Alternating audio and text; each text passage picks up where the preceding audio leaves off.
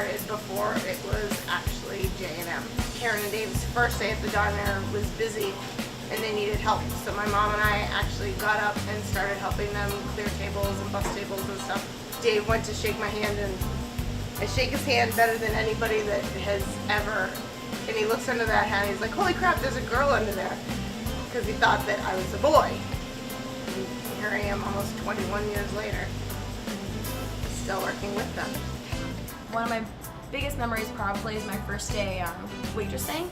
I remember my little sister Simone was there that day. I remember putting on my apron and being so excited to have my notepad to take orders. When I was younger and we actually used to serve lunch, we used to get the sandwiches instead of fries, we'd give them like bags of chips, and I would be probably this size. We had a countertop, like a 12-seat countertop, and I would be like about the size of the countertop, so if I was behind there, you wouldn't be able to see me. And while a customer would be eating their food, I would kind of like come behind the counter and then I would reach my hand up and I would take their chips.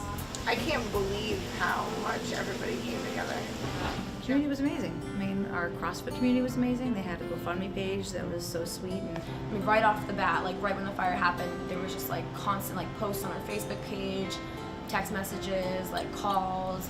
I think we were all completely overwhelmed with how many people reached out and felt such an incredible sense of loss too.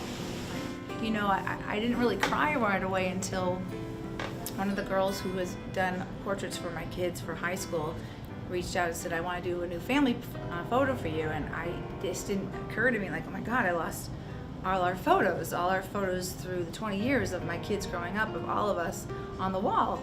All those memories were gone, and that was the first time I cried, because I thought, oh my God, I don't have a picture, you know, and I thought it was so touching that she wanted to do that. I knew from growing up at the diner that we made a lot of connections with customers throughout the years, but it really opened my eyes to how many people we really connected with the past 20 years, because I mean, besides just all the messages and everything when the fire happened, even when we just reopened, it's like every day is a reunion with customers.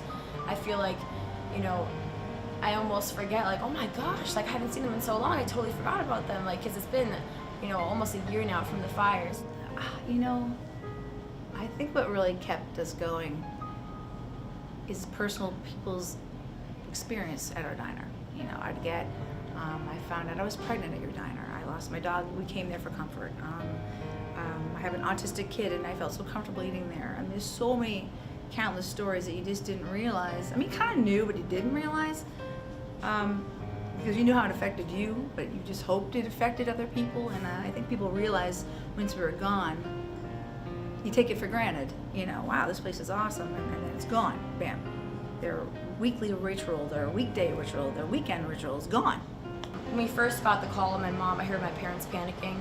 I got a phone call from a girl we who used to work for us.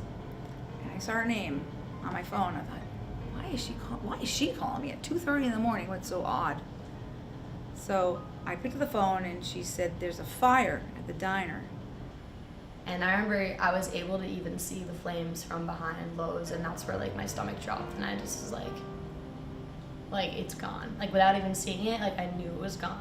We usually come through the front end of the building, but it was all blocked off, and that kind of gave a little hint to that it was more than just a little fire. I remember pulling up the street and just seeing the glow, because there was so much smoke and flames. To be honest, it didn't feel real, like, at all.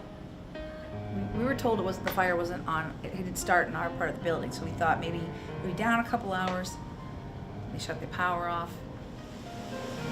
And to actually be standing there, seeing it going up in flames, I just dropped to my knees in the snow.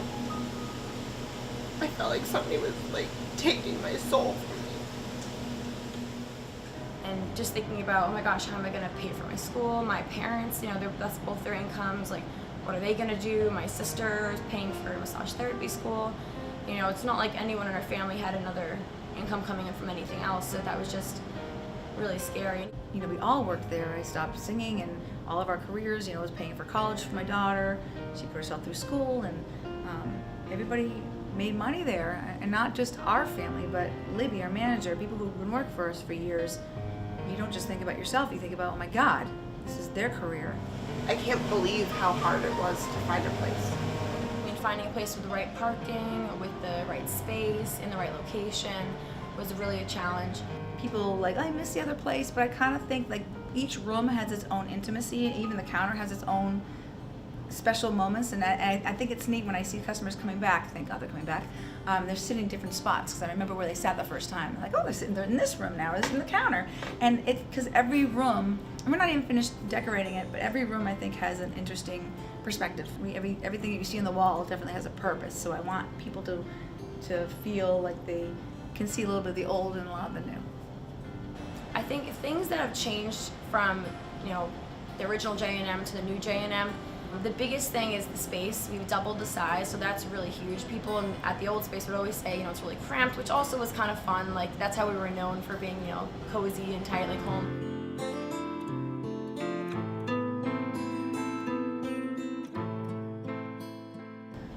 Opening week was probably the hardest week of my life. And it was just insane and overwhelming and emotional and hectic. When it all kind of came down to it, and it was like crazy in here with all the news people coming around, like we're running around trying to get all these orders. Like, can we have a 5-minute interview?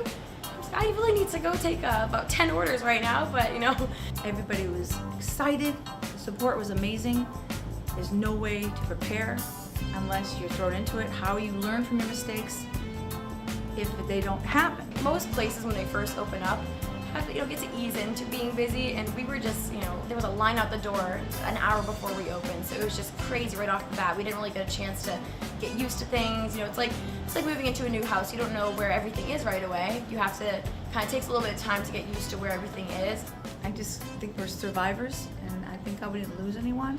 At the same time, little Devin from Framingham lost his life, and I have his picture on our wall, and my niece was one of his nurses in the hospital, and I just think this little boy had a brain tumor, and he ended up dying at he was 7.